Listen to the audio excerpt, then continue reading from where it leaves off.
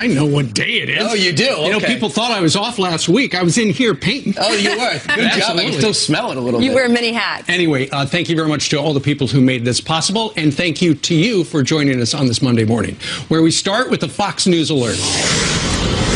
2 more terror suspects arrested as London police launch new raids overnight. This as ISIS claims responsibility for the attack that left 7 people dead and dozens injured. This morning, police say they know who the killers are. We have Fox team coverage. We have Kristen Fisher, who's live at the White House with the president's response. We're going to start with our senior foreign affairs correspondent, Greg Palcott, who is live in central London. Greg? Hi, folks. We're just outside of the tight police cordon around the terror site as they continue their intense forensic investigation into any evidence behind the horrendous terror attack from over the weekend. As you noted, there were raids today away from this area, 2 different locations with arrests. Raids yesterday to 11, we are now told, being held by police. And yes, the police do say they do have the identities of the 3 killers. Already criticism about one. He is said to have been known to police for at least doing some kind of slammed into pedestrians on the London Bridge on a very busy Saturday night, and then got out and stabbed patrons of bars and restaurants around the area. 7 killed, 36 we are now told are in hospitals, 21 critical. Here's a bit of what UK Prime Minister Theresa May had to say just moments ago. The police have now identified all 3 of the attackers, and when progress in the investigation permits, the Metropolitan Police will release the names. The national threat level remains at severe. That means that a terrorist attack is highly likely. This was an attack on London and the United Kingdom, but it was also an attack on the free world. Now, the first of the dead has been identified. She is 31-year-old Canadian Christine, or Chrissy Archibald. She used to work at a homeless shelter in Canada. Now she came here to be with her fiancé, killed on that bridge, along with the British, other nationalities killed. But we don't think, so far at least, any Americans involved. Tales of bravery, too, guys. An off-duty police officer trying his best to take all 3 down. He is now in critical condition as you hear the politicians speaking out about cracking down. Back to you guys.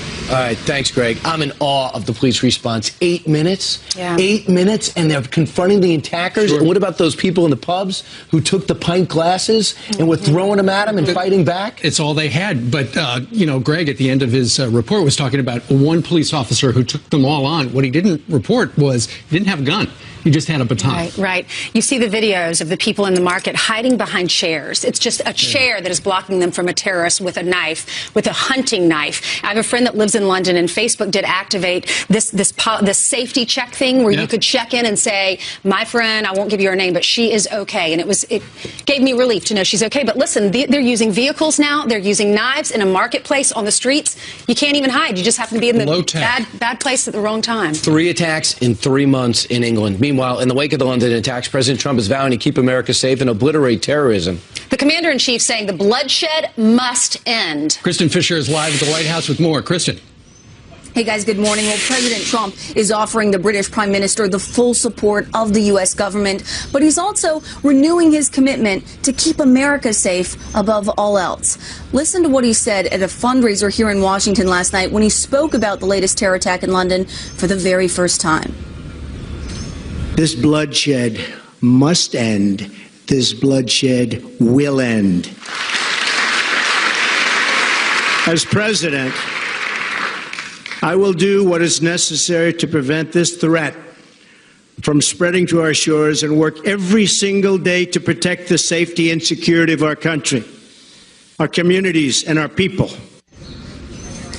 Now, this is the 3rd time in less than 3 months that President Trump has had to call the British Prime Minister about a terror attack in her country. They had just sat down at the NATO summit in Brussels 10 days ago to talk about the bombing in Manchester, and now this. But President Trump has a far less friendly relationship with London's mayor.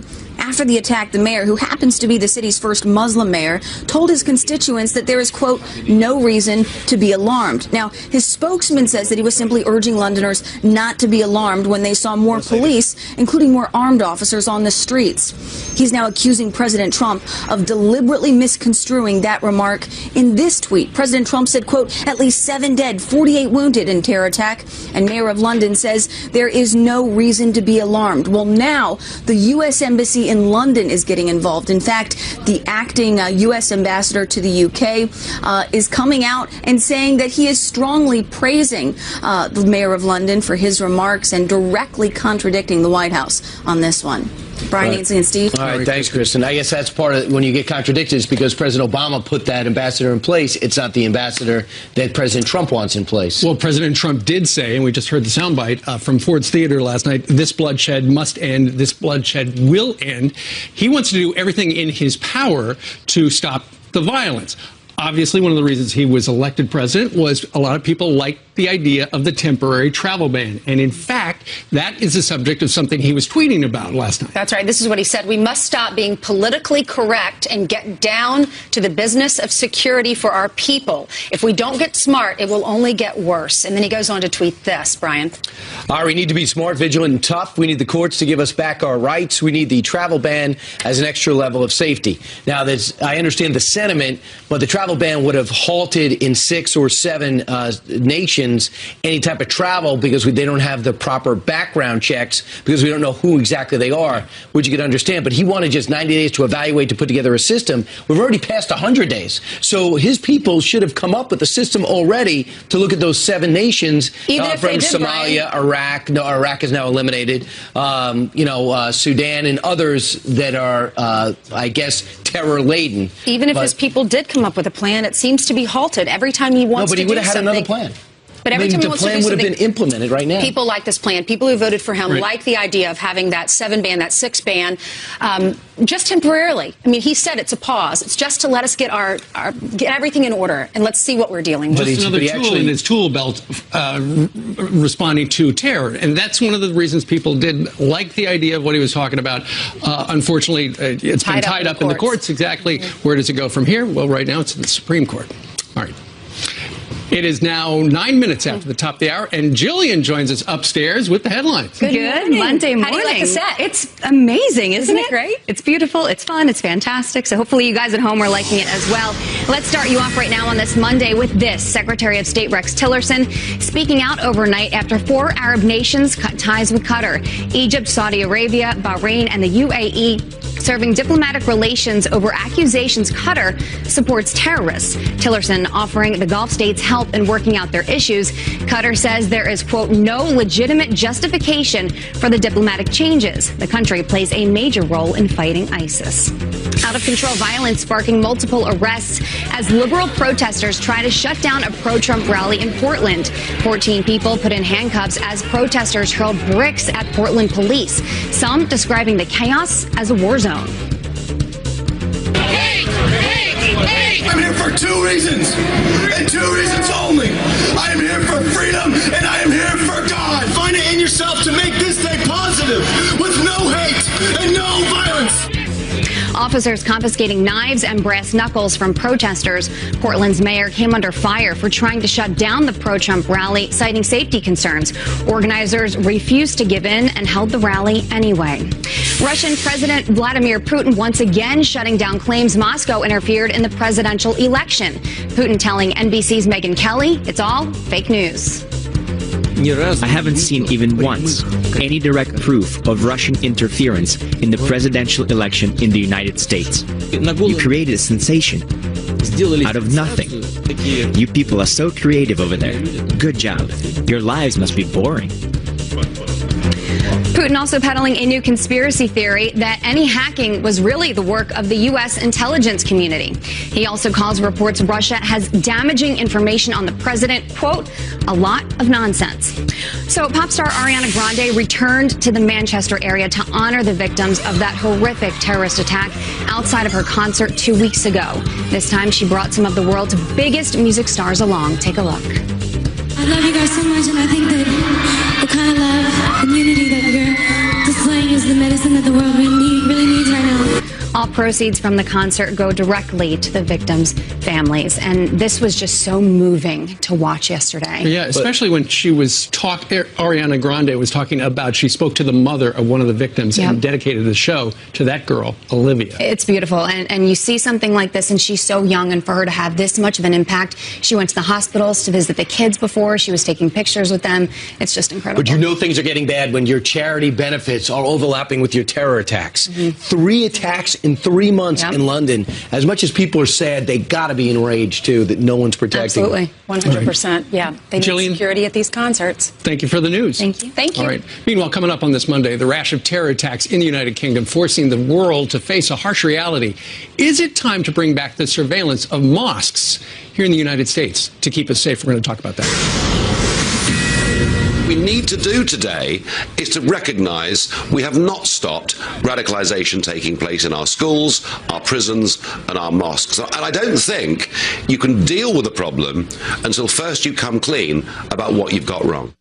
That's Fox News contributor Nigel Farage here with an eye on the roots of radicalization, namely mosques in this country. So is it time to bring back surveillance of Muslim religious centers? Here to talk to us is former New York City Police Department lieutenant and Army veteran, Dr. Darren Porcher. Doctor, good morning to you. Thanks for having me. All right. Famously, there was surveillance of mosques here in the United States, here in New York City a while back, but then they stopped.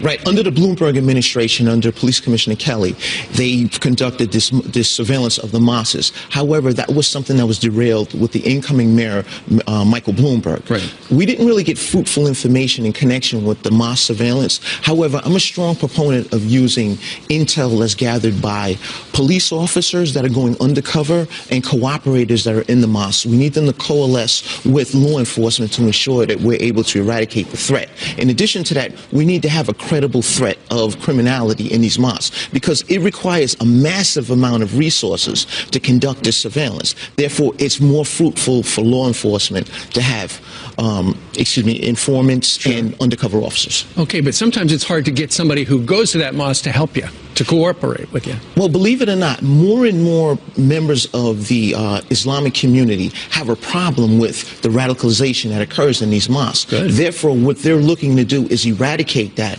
and separate themselves from this radical perspective of Islam and bring this to more so a religion of peace. Sure.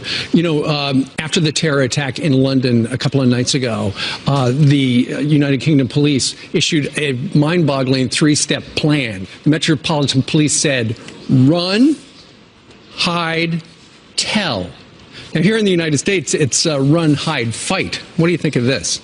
Well, we want to go back to 9/11. When we look at the 9/11 hijackers, we had one of the commercial airliners that crashed in Pennsylvania. The reason why that airliner crashed and didn't crash into one of our targets here is because the people on that plane fought with the hijackers. Right. I'm a strong proponent, and we look back at what happened in a Pulse nightclub just recently.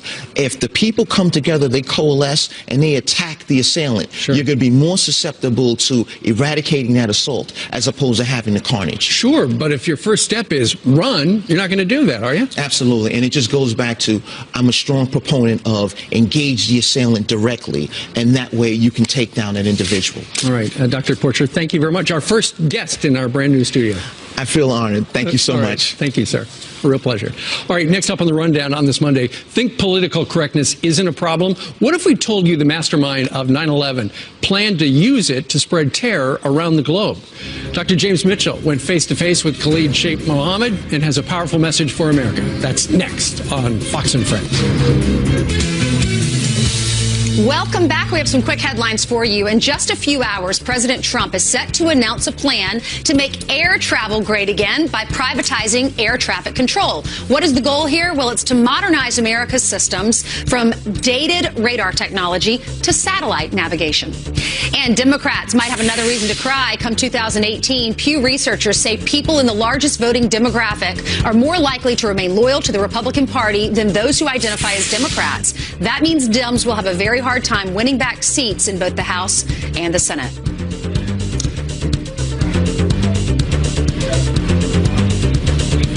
Meanwhile, a Fox News alert in the wake of the London terror attacks, President Trump delivering a blunt message, tweeting, "We must stop being politically correct and get down to the business of security for our people.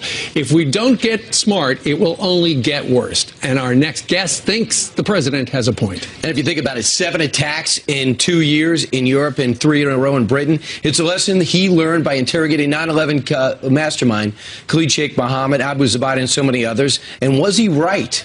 Here to explain is the man who developed the CIA's Enhanced Interrogation Program. He's also the author of an excellent book called Enhanced Interrogation, Dr. James Mitchell. Good morning, Dr. Mitchell. Thank you for having me on. You're welcome. What did KSM say to you when you were interrogating him?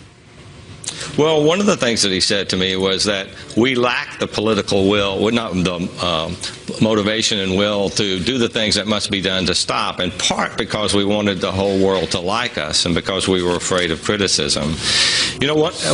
He said that our freedoms and civil liberties were weapons that Allah had placed on this planet so that it would be easier for them to defeat us. And as we talked about radicalization, he scoffed at the idea, really, that we were going to be able to prevent that, in part because of our religious freedom and because of the political correctness that acts as a cloaking device.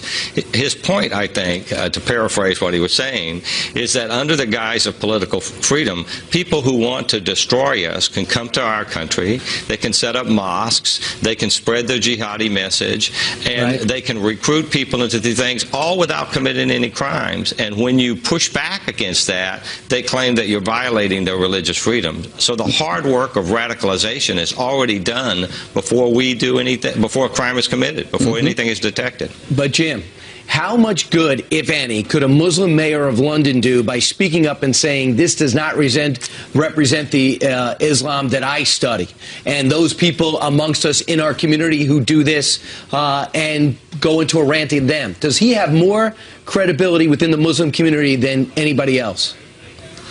Well, my take on what he said was that it's naive, right?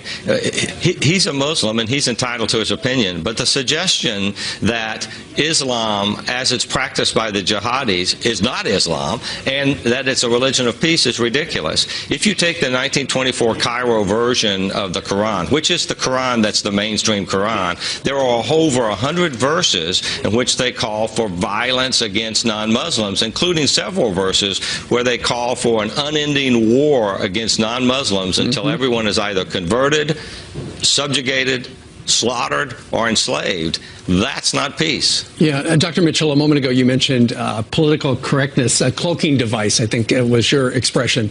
And the President of the United States said the political correctness has to end. And you say that the terrorists have used political correctness to spread their message. Explain how that works. Well, again, like I said, they set up these organizations that appear to be outreach organizations, but they're actually spreading their violent ideology. Or even, let's go back to something that that Prime Minister May said. Prime Minister May said, we must do a better job of teaching Western values. Well, the odds are pretty good that those people that attacked her were born in Britain and grew up in Britain. If they don't understand Western values by now, either there's something horribly wrong with the school system in Britain or there's something horribly wrong with the Muslim community. And the political correctness that we experience here in America prevents us from holding the Muslim community responsible for allowing this festering to take place in their midst. They're the ones who should be offended by it. They're the ones who should be standing up and pushing it out and not being politically correct. Because if it doesn't represent their Islam and it doesn't represent their Quran, then they need to get up and do something about it. Wow. All right, Dr. James Mitchell, author of Enhanced Interrogation. You can also download the audio book if you prefer to listen to it while you're driving. It's great. It's an excellent read. It is. Dr. Mitchell, thank you very much. Meanwhile, 31 minutes before the top of the hour. All right, London's mayor says terror is just part of life in big cities, but do we really have to accept radical Islam as the new normal? Our panel of military experts is here live. And former Vice President Al Gore facing a new inconvenient question on climate change. What we need to do today is to recognize we have not stopped radicalization taking place in our schools. Fox News alert now. Police in the UK conducting more raids overnight after the weekend of attacks in London, as ISIS takes credit for the attacks that killed at least 7 people. President Trump now vowing to do whatever it takes to keep us safe.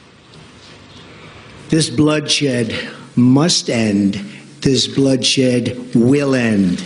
As president, I will do what is necessary to prevent this threat from spreading to our shores and work every single day to protect the safety and security of our country, our communities, and our people. So how do we do that? How do we eradicate radical Islamic terror in major cities? And you know, the gravy train, pay dirt would be New York City. Here with us to talk about that is New York Assemblyman and Marine Corps veteran Kieran Lawler, former CIA operative Mike Baker, and former U.S. diplomat Morgan Ortagus. All right, let's start with you, Kieran. You know, New York is, we thought we had a terror attack a couple of weeks ago when just a crazy guy tried to run over people at Times Square because he was crazy, but he wasn't ISIS-inspired. But 3 attacks in 3 months in London from British citizens. Where do you start?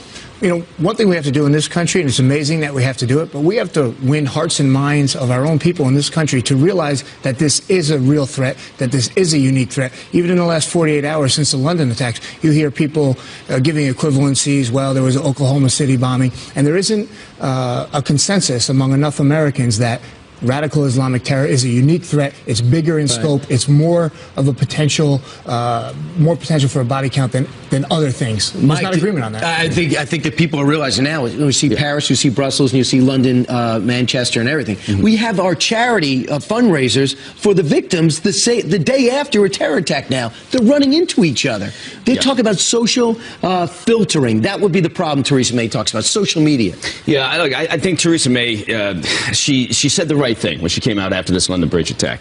But the problem that they've got in the UK, and a problem that we will probably be experiencing, we're a little bit behind the UK, I think, in this issue, is that it's taken generations, it's taken years for them to realize sort of the effect of this self-inflicted wound, this multiculturalism, where they're celebrating, and you don't have to assimilate, you don't have to come into this country and be British first and respect our culture and our laws.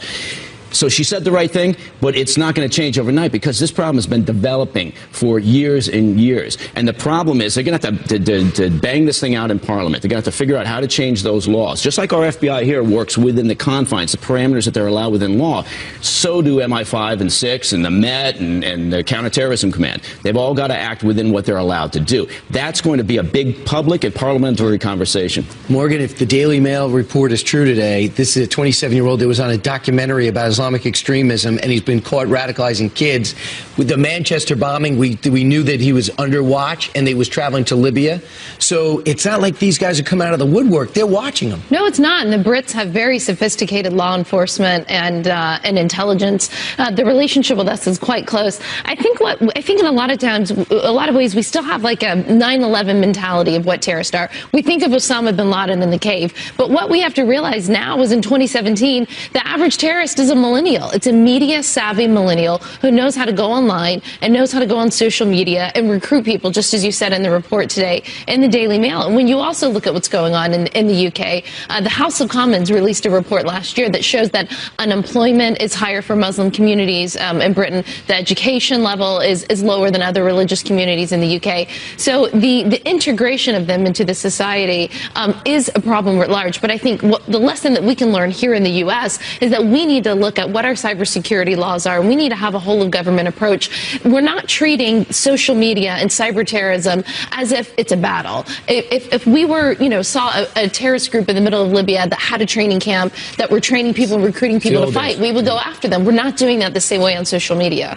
Yeah, that's the old. In a way, you could argue this is Groundhog Day. I mean, how many years ago did we start talking about this problem? I mean, I remember sitting in the old studio, and by the way, you did a great job personally designing this new studio. Right. But I remember us sitting in the old studio years ago, and we were having the same conversation. Right. So I would argue, I spent a long time combating or dealing with counter-terrorist operations overseas, and I don't want to sound cynical and pessimistic, but we we're not going to see the end of this in our lifetimes. But we do have to realize we got to get that under control. It's not out of control. It's like hashtag campaigns and shrines, and it's like saying we got to get tough and we got to stop being politically correct. That's all great, but operationally, we need to change the laws if we're going to make a difference. All right, Kieran, I owe you a comment. You're going to lead off the next time we have a panel. Right. Sadly, we're going to have another panel about this. Thanks, guys. Appreciate it. All right, Jillian, you have other breaking news while we were talking about this breaking news. And that's right. We have a lot of news we're following this morning. Brian, good morning to you. An Oklahoma man is shot dead by a neighbor as he tries to drown his 3-month-old twins, a boy and a girl, in the bathtub. Leland Foster shot twice in the back as police say he held the babies underwater and threatened their mother with a knife. A child inside the home running to that neighbor for help. He was questioned by police but released. The twins will be okay. Al Gore is confronted on his failed global warming predictions as he slams President Trump for leaving the Paris Accord. You said unless we took, quote, drastic measures, the world would reach a point of no return within 10 years, and you called it a true planetary emergency. We're 11 years later. Weren't you wrong? So how did he respond? Like this. Unfortunately and regrettably, a lot of serious damage has been done. We are going to suffer some of these consequences, but we can limit and avoid the most catastrophic consequences if we accelerate the pace of change that's now beginning. A new segment is being added to Gore's upcoming sequel film to account for President Trump's withdrawal from the Paris Agreement. Take a look at this video. This is an incredible moment caught on camera. An Illinois man dives headfirst into a moving car to save a stranger's life, suffering a seizure at the wheel. You can see that car run a red light and continue to slowly move right into oncoming traffic. A driver going the opposite way notices, gets out of his car, and jumps into the passenger's window. You can see it right there. My goodness, look at that. Incredible. And that's a look at your headlines on this Monday, guys. You see videos like that, and it's just incredible that he was able to get in that car and save that person. It's like a movie. Some quick thinking. All right. Absolutely. Thanks, Jillian. Thank you. All right, let's hand it out to Janice Dean, who has some weather for us. Hey, Janice. Congratulations on the gorgeous new studio. Could you at least get me some new plants out here on the planter? Get your new bike rack for security. Listen, at least it stopped raining. A lot of folks are complaining about the weather here in the Northeast. Let's quickly look at the temperatures. It's cooler across the Great Lakes and the Northeast, and it's going to remain sort of unsettled with all of this Gulf moisture moving up towards the Southeast, the Gulf Coast states, the Mid-Atlantic for much of the work week, and that's going to be the weather pattern, unfortunately, as we head into the weekend. I want to show you this amazing picture that I found over the weekend that has taken the internet by storm. This is in Alberta, Canada. This is actually a real picture. It took me a while to authenticate this. So this fella decided he had to do his chores. He had to mow the lawn out there. It just so happens there happened to be a tornado in back of him. So his wife took this picture.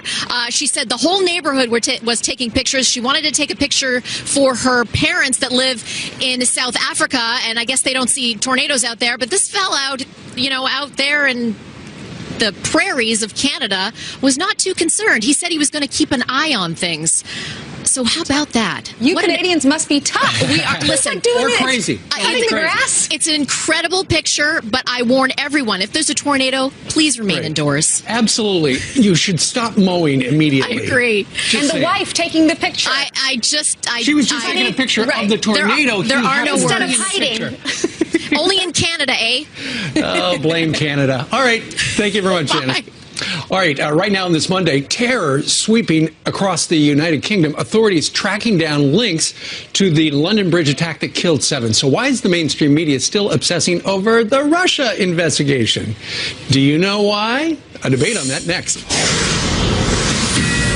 A Fox News alert. Overnight, police in London conducting more raids, arresting 2 more suspects tied to this weekend's deadly terror attack as ISIS takes credit. Moments ago, the president tweeting the Justice Department should ask for an expedited hearing of the watered-down travel ban before the Supreme Court and seek a much tougher version. But the big story, according to the mainstream media, is climate change and Russia's alleged involvement in the elections. Is the media off message once again? We'll hear to debate that as Executive Director of Bustle.com, Julie Alvin, along with The Hill contributor and author of Government Gone Wild, Kristen Tate. Thank you both for being with us. Appreciate that. Thanks for having me. Kristen, do you agree with the president's recent tweet that we need to speed up this process and get it through the Supreme Court? Absolutely. Why?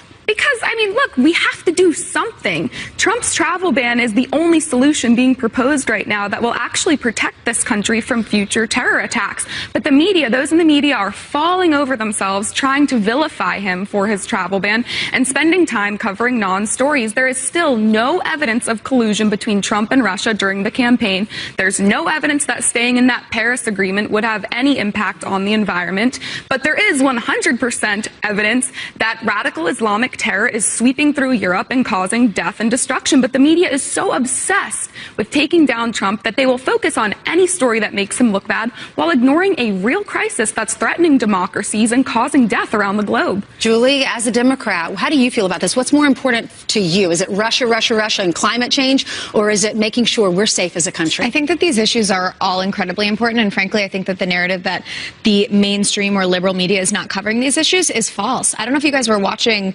MSNBC yesterday, CNN, not Fox and Friends, Face the Nation, Meet the Press. Every single one of those shows led with the story of the London attacks. They devoted huge chunks of time to the London attacks. You can't deny that the mainstream media loves the narrative of Russia, Russia, Russia, and there's no proof. Well, I think that, first of all, there's certainly smoke. This is something that I think we should get to the bottom of. And honestly, Fox News itself released a poll last week about what issues their voters and their viewers were extremely concerned about. Number one was government spending. Number two was Russian meddling. Number three was the economy. Number four was climate change. Number five was war with North Korea. And number six was terror attacks. Right, Kristen, what's your response? Okay, the fact that these outlets covered the London attacks yesterday does not prove anything about their bias. They had to cover these attacks. I mean, it just happened. But you're saying that they didn't cover it when in fact No, I'm saying that they're not talking about the root cause of these terror attacks. I am just wondering how many more people need to die before the left and the mainstream media call out the root cause. I mean, a lot of people on the left still won't say the words radical Islamic terror. We had 7 people just die in London, 22 people died in Manchester, 49 people died in Orlando, 130 died in Paris. We can go on and on and on, but they won't talk about the cause. And you want to talk about bias? I mean, look at what happened in the campaign. 91% of the media coverage about Trump was negative. All right, There's no question. Kristen, Julie, let's look at some of the headlines, because you're saying they are covering it. You're just not happy with the way they're covering it. New York Daily News says Pruitt won't say if he and Trump discuss climate change before leaving Paris deal. CNN says March for Truth calls for independent probe of Trump's alleged Russia ties. New York Times, how GOP leaders came to view climate change as fake science. I believe these are cherry-picked headlines, to be honest with you, because, again, I pay attention to the liberal media, I pay attention to the mainstream media, and I pay attention to sort of the more right-wing media, and all of them were talking about London yesterday. Fox News itself was also talking about Russia. I went on Waters World last night. We talked about Putin. We talked about the Paris Accords. So to say that it's just the liberal media that is covering issues other than London right now and that they're not covering London, that's just false. I watched you last night and you said it is very important for liberals to start calling it radical Islamic terrorism. I didn't say it's important for liberals to do it, but I said that I'm willing to say that the root of this is radical Islamic terror, and I think that the key word there is radical, okay? This is not what your typical Muslim who follows the letter of the law is interpreting Islam. This is a perverted, misguided, cruel misinterpretation of Islam, and therefore we can call it radical. Kristen, Julie, thanks for being with us. Thanks. Good discussion. We will continue to analyze the attacks with Michelle Malkin, Dr. Sebastian Gorkin, and Mark Stein, who will join us live in the next hour. And Pete is having breakfast with friends in Plainfield, Connecticut.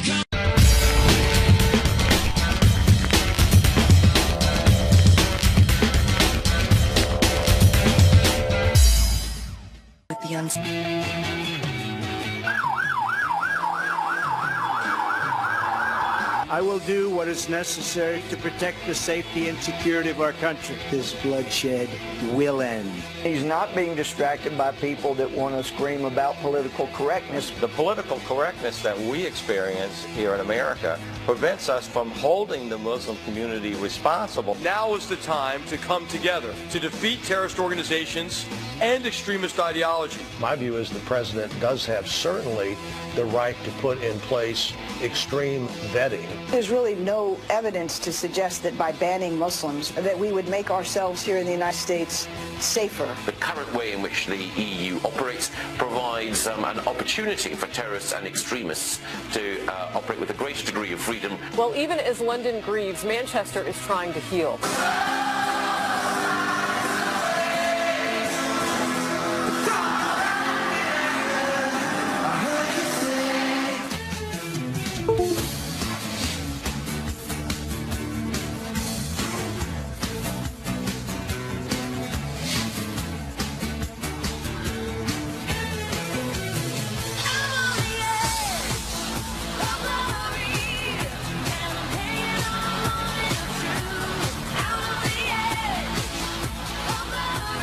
Morning. Do you think anybody's alarm clock wakes up to Lady Gaga? Because this is a good song to wake up to. I thought you said her name was Lady Gaga. Oh, yeah, that's true. I have problems with umlauts and accents. Okay, luckily we don't have many umlauts. That's right. This is our new studio. That's right. You know, today at 11:30 in the East Room, the president is going to kick off Infrastructure Week, and we've had some infrastructure changes here at Fox News Channel. We are in a brand new studio.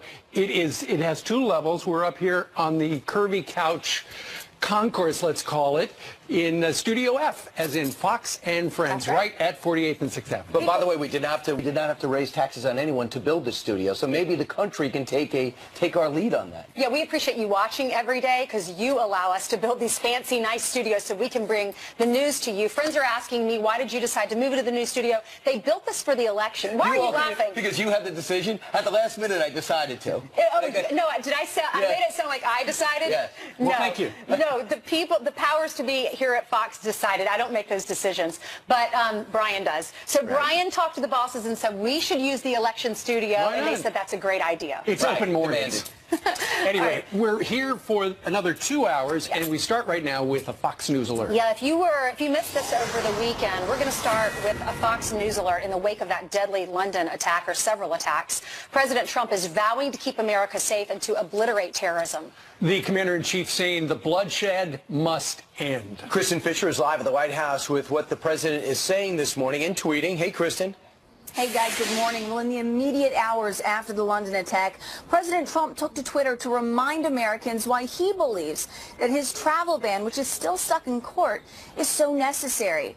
Well, now this morning he's making an even more aggressive push and shying away from any shred of political correctness.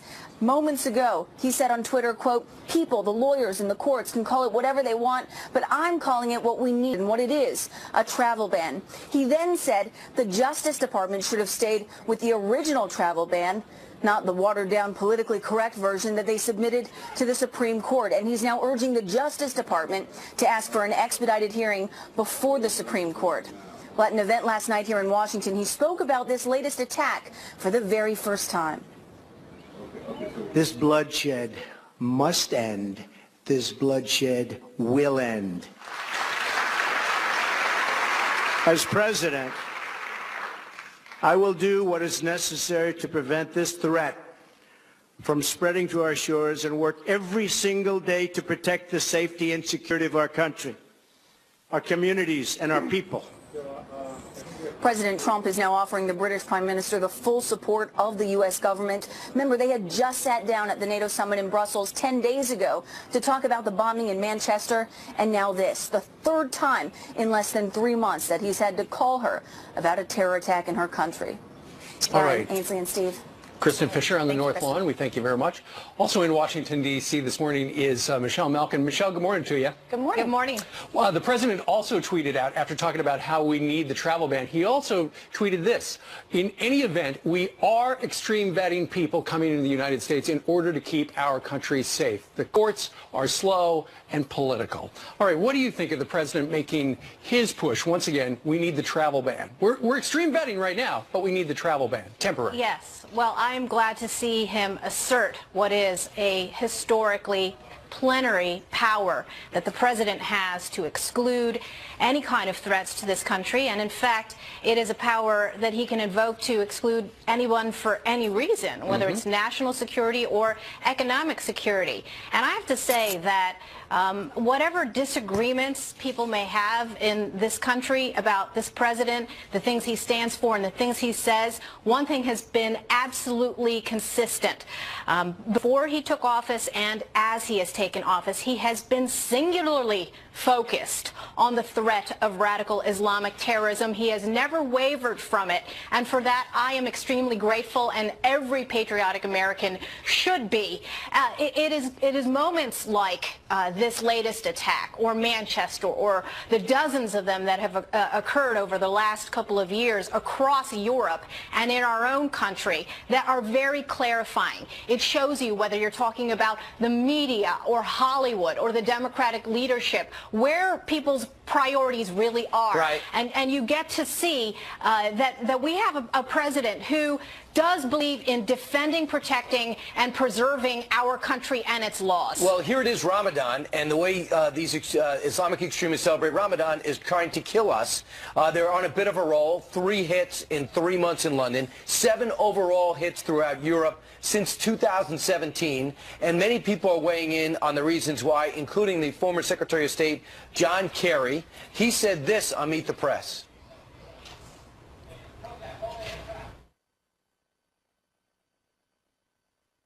They've had a long-standing problem with respect to greater levels of alienation, a harder time assimilating into the broader British society, a lack of similar opportunity. So there are a lot of ingredients. So, Michelle, what do you think about that? He's saying the terrorists are attacking us because they feel alienated. They're alone. Yeah, that's right. Ainsley, this is the fundamental misdiagnosis among progressive leftists and enablers of jihad, that somehow the problem lies with our inability to accept and tolerate the vast numbers of Muslims that are coming into Western countries, not because they embrace our values, but because they hate them. They're completely integrated into society. We have welcomed so many of the leaders of these Al-Qaeda cells. They go to Las Vegas and they go to strip clubs like the 9/11 hijackers did. They allow themselves to ingratiate themselves into our communities, and you know what? They exploit Western liberties. Sure. They exploit our toleration of their extremism, and then only after dozens and dozens of these attacks, not only on hard targets but increasingly soft targets, do you have clueless people who are just, completely taken over by dimitude, like Theresa May, finally acknowledging that, gee, maybe we've accepted too much extremism within our borders. You think? Yeah, no kidding. The police over in London say the attackers' names will be released as soon as it is operationally possible, whatever that means. There are some drips and drabs, however, coming out about some of the dead terrorists. Apparently, one of them has an Irish ID card. He had lived in Dublin, although he was born in Morocco. And then there's another story about a woman who apparently called the cops about her neighbor because she was the terrorist was radicalizing children over in the park and tried to do that to her child. That guy appeared in a documentary on terrorism. Yeah, that's right. I mean, this is the thing. They proclaim their motives so loudly, and yet the louder that they talk about what their aims are, their intents and goals are, the louder so many apologists for jihad try to deny the obvious. I mean, they're screaming out, Allahu Akbar, and this is for Allah, and all of a sudden, what do you get in response? You get all of the liberal media headlines that, gee, the motive is still unknown when they're screaming it at the top of their lungs. So why are liberals so upset with the president's tweets about speeding up the process with the Supreme Court? When you have those guys over in Europe that are trying to radicalize kids on a playground, do we really want them here? Of course we don't want them here. And in the case of the radicalization in free speech parks in the middle of London, they're holding up their signs that say, behead all those who insult Islam. They've been doing this for decades now. And as I said, it is the exploitation of our Western liberties and tolerance that have spelled the demise. I mean, it's Arnold Toynbee, the historian, who said that civilizations die by suicide, not by, outside forces, and this is exactly what's happening. I mean, you've got people who are exploiting 21st century technology to try and drag all of us back into the Stone Ages. I think it's important to point out a couple of things. They keep on saying this president is enraging the Muslim community. Really? He went to Saudi Arabia and the heads of 50 nations showed up, and the head of NATO was interviewed yesterday on Face the Nation and had nothing but positive things to say about the impact President Trump has made as they started to implement a terror strategy, while emphasizing they've been in Afghanistan for years. So a lot of the negativity is not adding up to the people where a lot of this extremism is born and bred, and that's in the Middle East.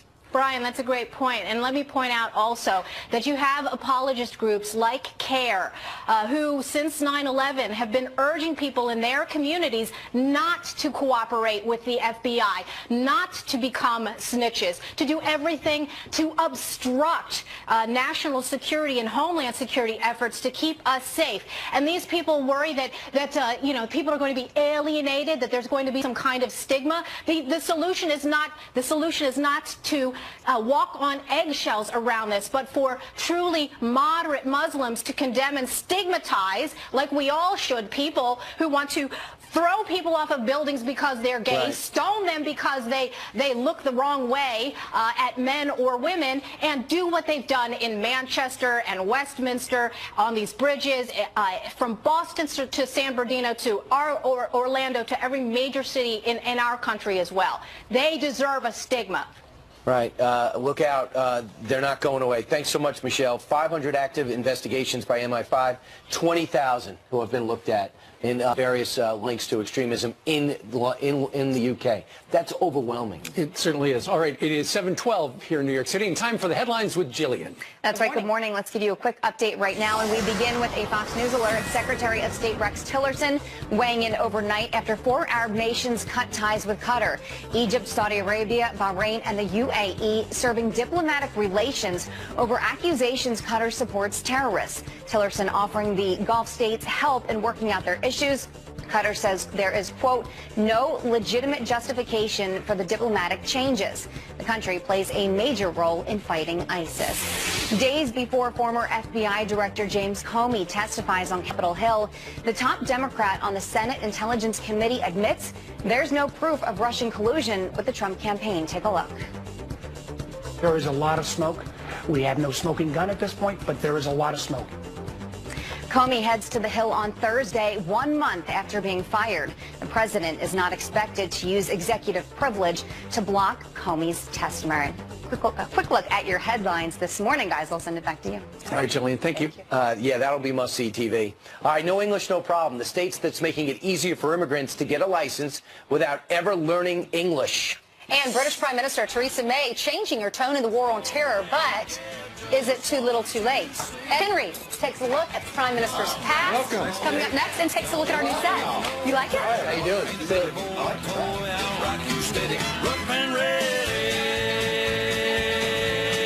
Inches overall.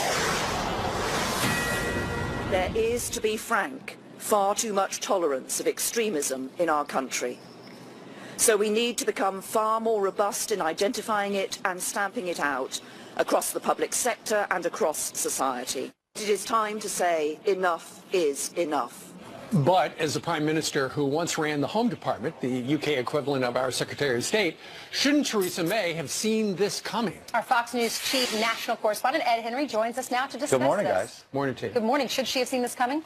She probably should have, and it seems like a last-minute conversion here. That's what's fascinating, is that you have somebody who is now saying we have to have these uncomfortable conversations about radical Islam. Maybe we need to do more with the internet to stop the spread of this hate and extremism online that spurs people on to do these kinds of attacks. Well, she was the Home Secretary for several years. She had an opportunity to take all of these steps and did not do it. Why is she doing it now? Well, there's been 3 attacks in 75 days in the UK, 34 people dead, dozens more injured, and oh, by the way, guys, she's facing an election battle on Thursday, so just in 3 days. So what's fascinating... And by the way, it's not going nearly as well as she thought. Well, of course, and here she is 3 days before that saying, we have to have a much more robust response. Right. She's playing defense is the point. You have President Trump here playing offense and being criticized at every turn, whether it's a travel ban or just his rhetoric, his tweets. I mean, the New York Times had a story today about his tweets and how his whole reaction was tweets that they believe are sort of out of the mainstream, talking about guns, talking about political correctness. And they have an editorial saying what happened to American leadership that was principled and sober. Sure. Think back to the Obama days when the president was talking about leading from behind. And not showing up after a Paris attack when every other world leader was there. Well, it's because the New York Times editorial page wanted today's editorial, this week's editorials, to be climate change is the biggest national security. And then all of a sudden this happens, and you say, wait a second, climate change is important, shouldn't be dismissed. But terror is still here, never went away. Theresa May had several years to do something about it as Home Secretary. Here she is now about to face the voters saying, we got to be a lot more robust. That sounds like you're playing defense, not playing offense. Absolutely. The news this morning is that she's going to keep the threat level at severe. After Manchester, she put it down a notch, and then, of course, and you mentioned it went up. Right, and the U.S. Embassy in London contradicting the President of the United States because there are Obama holdovers there. Right. Well, yes, that's a problem, but there's also a problem for the Trump administration because they're not getting their ambassadors up there. But put your Trump person Put your people in place so that you've now had 3 terror attacks in 75 days, I mentioned. That's a problem for Theresa May, but also we have to have our people in place. Absolutely. All right. We can learn lessons from them. Thank you so much, Ed. Good to see you. Coming up next, former Medal of Honor recipient Dakota Meyer has a message to all of the bureaucrats who don't understand how to take out the enemy.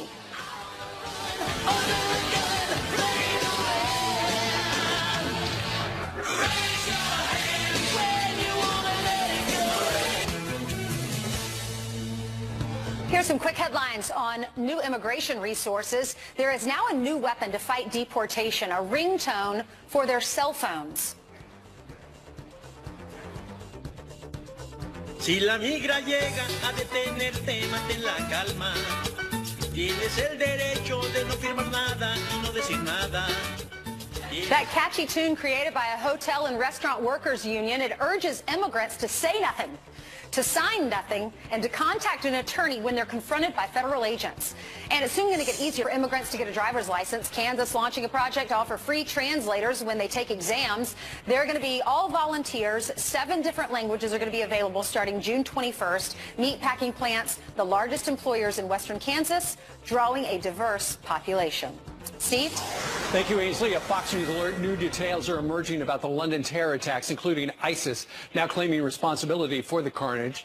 This just reinforces the need to annihilate ISIS, but there's something that bureaucrats simply don't understand about taking out the enemy. Dakota Meyer is a United States Marine Corps vet and the recipient of the Medal of Honor. He joins us live right now. Dakota, good morning to you. What don't bureaucrats understand about annihilating ISIS? I mean, I don't know. I don't know what their problem is. I don't know how much clearer this can get. I mean, I think I came on here a couple years ago. It was in December when all this started kicking off. I think I was on here with Brian. And I said, this is going to continue until we do something to stop it. This is going to continue. You can't go in your house and hide. I don't understand. I think they live in this fantasy world. But I think what we have to be thankful for as a nation right now is that we don't have their leadership in charge of our country. That we have a man there who is not a bureaucrat, who's not on their side, at least in this area, and who's going to be there to protect our country and puts our country first. Sure. It's time that the terrorists understand that you say they should not underestimate our resiliency. Explain Absolutely. That. I mean, I'm going to tell you. I mean, I think that they've seen that during 9/11. I think that they've seen that every time that they've tried to come on our soul and try to pull one of these cowardice attacks. I mean, look, the resiliency of the American people, don't underestimate who we are, or a resiliency to fight, or a resiliency to go after freedom, or a willingness to bring, like I've said it over and over, the gates of hell on you if you try to hurt our people, or you try to come in on our freedom. I mean, that's what makes us the greatest country on the face of the planet. And the good thing is I know I'm speaking on behalf of all my friends, because if they don't feel this way, they're not my friends. You've got plenty of men and women who will wear the nation's cloth and who's willing to go over it and do this ass kicking that needs to be done. Sure. You know, one of the things, and you have been on this program and talked about it in the past, and that is the fact that after attacks of various nature, some people just come out, their solution is a hashtag. A hashtag, Dakota, is not going to do it. No, I mean, you're not going to hashtag these people away. I mean, you can sit here and come up with this all thought-out strategy. I mean, this is something that I don't know what the strategy is. I mean, you're going to have to, I think General Mattis says it best. I mean, you're going to have to kill, and kill these people until the killing's so ugly, until they've shed so much blood, until it's cost them so much in lives that they say, you know what, we're done. Yeah. We're done. I mean, that's the only way these people understand. You don't go hashtag them out. I mean, why is this the new norm? Sure. I mean, you take Kathy Griffin is standing here, and people are saying she's holding the head of the leader of our president, the president of the United States of America, and they're saying, well, why is everyone so sensitive? Well, when did we become insensitive to this type of behavior? Sure. The president himself has said regarding this, not the Kathy Griffin thing, but this terrorism, we've got to stop being so politically correct. And that's something you have said on this program for a very long time. Yeah, I mean, you know, the last administration wouldn't even call this radical Islam. I mean, this isn't a war on Muslims, Christians. It's not a war on one religion. This is a war on terrorism. This is a war on a belief that is honestly, it's challenging and it's dangerous to our way of life. And I mean, it's the new norm. How is this the new norm? I mean, we see this happen. You know, a political leader comes out and says, "Whoa, it's a lone wolf attack." The media says it's a lone wolf attack, and we don't do anything about it. I mean, it's time to get busy. I mean, no matter how you look at it, no matter how you spread it out, guess what? It's time to get busy. And I think that we need to sit here and the people who are making decisions on behalf of our country, who's wanting to take out, you know, these bans on that the president's trying to put in with executive orders. I hope that they have the information behind it, because when people start getting in this country and start making it unsafe and start holding the same attacks here, I think that these judges have to understand that they're going to have blood on their hands. Dakota Meyer joining us today via Skype. Dakota, thank you very much for your service and joining us on this Monday. You bet. Okay, what do you think about that? Email us, friends@foxnews.com.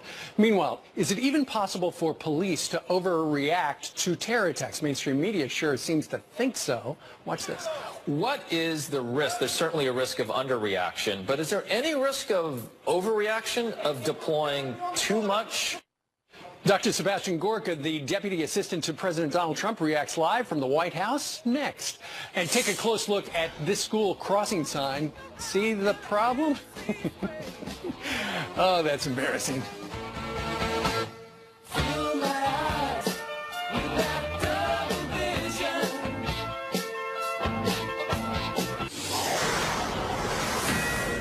Well, 27 minutes now before the top of the hour. It's time to talk terror and go to the White House. Deputy Assistant to the President, Donald Trump, joins us right now. Dr. Sebastian Gorka. Dr. Gorka, third attack in 75 days. Can you make sense of this? Yes, I mean, Brian, this is a global phenomenon. Radical Islamic terrorism isn't just something confined to the Middle East. They wish to have world domination. They wish to incite violence on the land of what they see as the infidel. And ISIS is either controlling these attacks, training people, or inspiring them, Brian. What do you hear? What are the early indications? Because we understand the Manchester investigation has led us right back to Libya, where a cell there and a meeting took place over a couple of days with a tag into Germany. Have you seen anything like that with these three that are now dead? As the president has already tweeted, we are giving our British cousins as much support as they request from us, but we're not going to second guess them. I think it is important, however, to note the method of attack in this last case, with the vehicular attack and then the knifing. This is classic. It goes right back to Lee Rigby, the British soldier who was almost beheaded on the streets of Woolwich. We've seen the knife intifada since 2015 in Israel. So this is the classic tactics of the global jihadi threat. So that tells you a lot already, Brian. I know, Dr. Gorka, many people were watching the news over the weekend, and their first thoughts are, I'm not going to go to London for a while because this is not the first attack. We've seen several over the last 2 weeks. And then their thought goes back to the homeland. Are we safe here, and what is the president doing to keep us safe? The president understands that his primary responsibility is to secure the safety of all Americans. Yes, we are redoubling our efforts, whether it's taking the immigration executive order all the way to the Supreme Court, whether it's unleashing, literally unleashing our agents at the Department of Homeland Security under the incredible leadership of Secretary Kelly, whether it's reinvigorating the correct use of intelligence, especially in human intelligence. And then, of course, we have to crush them in their heartland. So that is why you see Secretary Mattis deploying our ISIS plan to crush the heart of the Islamic State in Syria, in Iraq. Well, Dr. Gorka, we know that the President of the United States over the last 24 hours has been tweeting about the travel ban, how we need it now. And just about within the last half hour, the President tweeted, in any event, we are extreme vetting people coming into the United States in order to keep our country safe. So if we're already doing that, why do we need the travel ban? Because we have to improve it. So, Steve, if you look at what happened under the Obama administration, we had unbelievable short-sighted policies put in place. If you remember the San Bernardino killers, at that time the State Department was forbidden by internal directive to look at the public Facebook postings of people applying to visas to America. If we had been allowed to do so back then, maybe those 13, 14 people would be alive today. So the system was broken, the system that we inherited, and the president and his team is fixing it right now. When Dr. James Mitchell was interrogating KSM, he said that as a terrorist, that he was telling him he thinks that Allah is making our country weak so that they can attack more. Listen to what he said.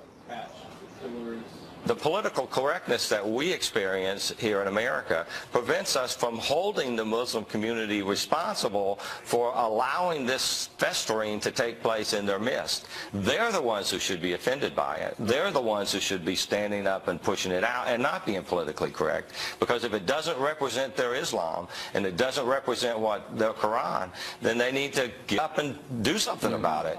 What's your reaction to that?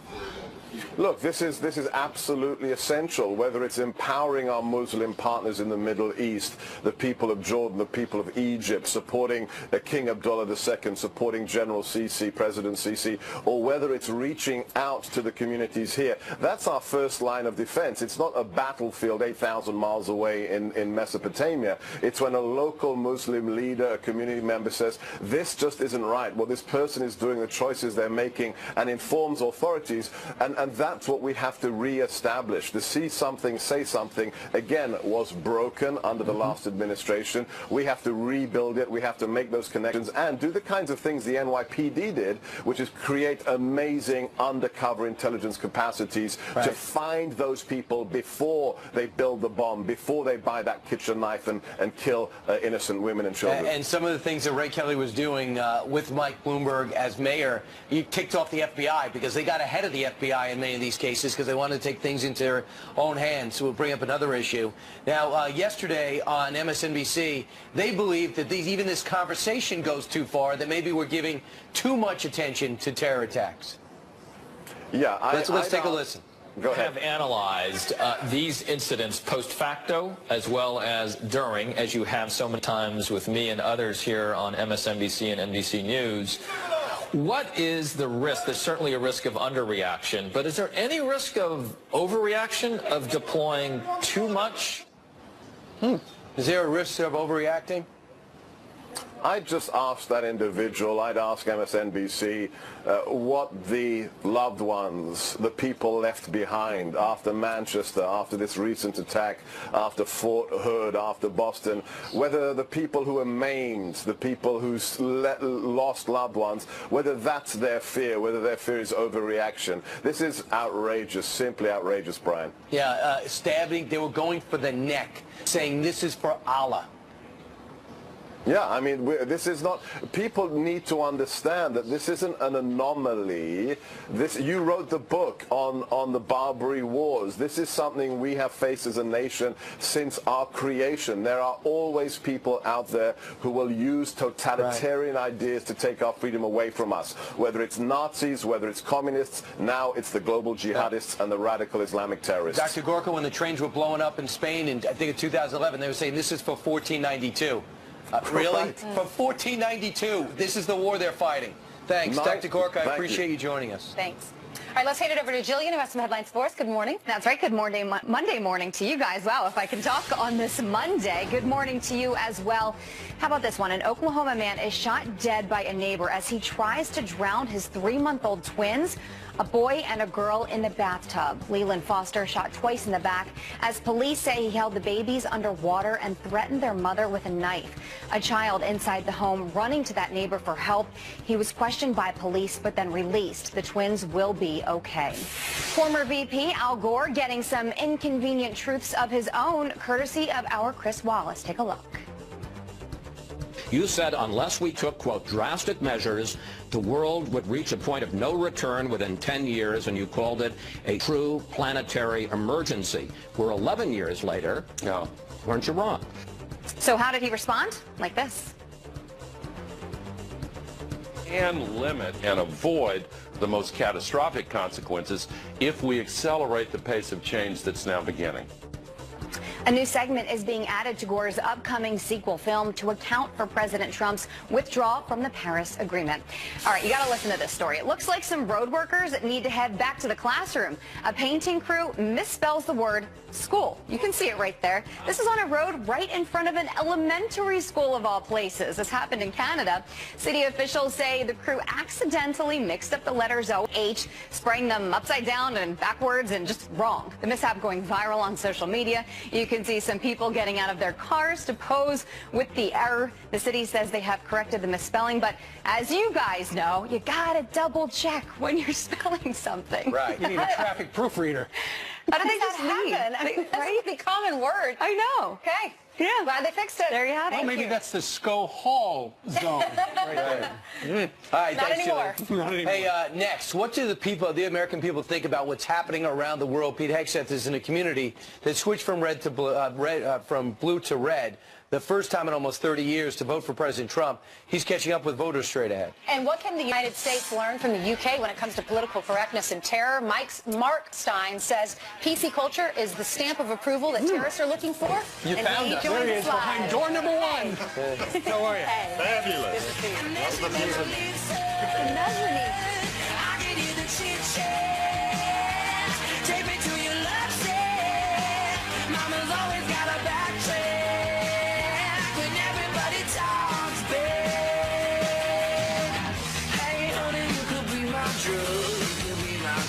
Well, on this Monday morning here on Fox and Friends, we're talking terror in London. It was Friday night on the London Bridge when that van filled with 3 terrorists tried to mow down as many people as they possibly could.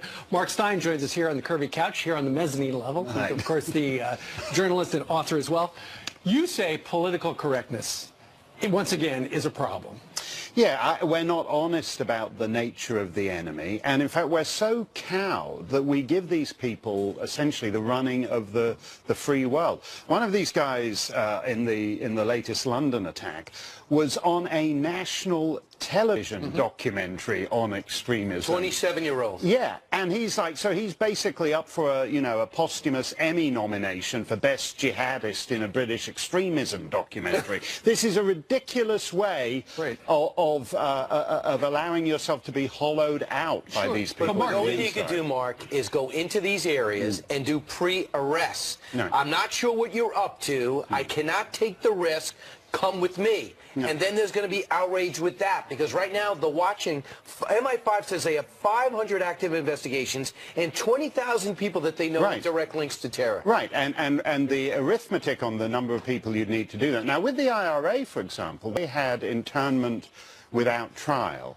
They would do things like if a person of interest wanted to get on a boat and go from Belfast to Liverpool, they would stop him. The guy hadn't been convicted of anything, but they would do that. That's only 20 years ago. I didn't know that. And no, but it's interesting because you think it's easier to do because in a sense it's one group of white Europeans getting at another group of white Europeans. Now, because of political correctness in the last 20 years, everyone says, oh no, you can't do that. That's Islamophobic. You're tarring an entire community. People were more relaxed about all that. You know what's interesting? When you just said London Bridge, it made me realize I'm a mom and I'm teaching my daughter all these nursery rhymes. I thought, my gosh, we sing as children, London Bridge is falling down. And I'm thinking, next time I sing that with my daughter, I'm going to be thinking about this and terrorism on that very bridge. Well, what can we do? What can we learn from them to protect our own kids here? Well, I think that's actually a very good example, Ainsley, because they understand the symbolic power of it in a way that we don't. They understand that London Bridge isn't just some bridge across some crummy, dirty, muddy river. It has symbolic power. In the same way that in a different sense the Ariana Grande thing does. And they're serious. They've declared war on us. And we keep saying, no, you can declare war on us all you like. We're not treating it as we're going to protest the Paris. We're going to protest the Paris Agreement. Yeah. We're not going to be outraged that tourists got run over and stabbed to death. No, and there's a grieving family in British Columbia, Canada, this morning, mourning their daughter because she went to London and got killed by these guys. Right. And Sadiq Khan, the mayor of London, used this weasel phrase yesterday. He said, "You don't need to be alarmed." He said, "This is one of the safest world cities on on the planet. And by world cities, he means places like New York, London, or Paris that have become big multicultural centers where there are whole areas that you don't know what's going on in. People are running mosques, people are part of networks. It's a very slippery phrase, that, when you allow essentially areas of your city to secede from As a the Muslim nation. mayor, I would love to have seen him speak up and tell us the difference between what he thinks and what they think. That would have gone a long way. But he's very dishonest and weaselly on all that stuff, Brian. Meanwhile, that girl will never walk down the aisle. She was going to plan her wedding. No, and it's absolutely tragic. And I'd like us to stop being reactive on things like that. I don't want any more grieving families in British me Columbia. neither. This is to stop. All right. Mark Thanks, Stein. Mark. Good Thanks, to see you. Brian. Thank you. All right, straight ahead. How do we stop an attack like London from happening in America? President Trump pointing to his executive order on travel, but will Washington listen? Kellyanne Conway live in minutes. Meanwhile, our own Pete Hegseth is having breakfast with friends this morning up in Connecticut. Good morning, folks. You're next. That's okay, because Bill's a good guy. I'm here with Bill and Lenny, a couple of union guys, former Democrats who went for President Trump in this election cycle. We're talking politics, every single angle, the terror attacks, Paris Climate Accord, whether they care about it or not. We're going to talk to the people, get their pulse here on Breakfast with Friends. And my prime rib and eggs, it's cooking right now. I can smell it. It'll be out soon. Stick with us on Fox.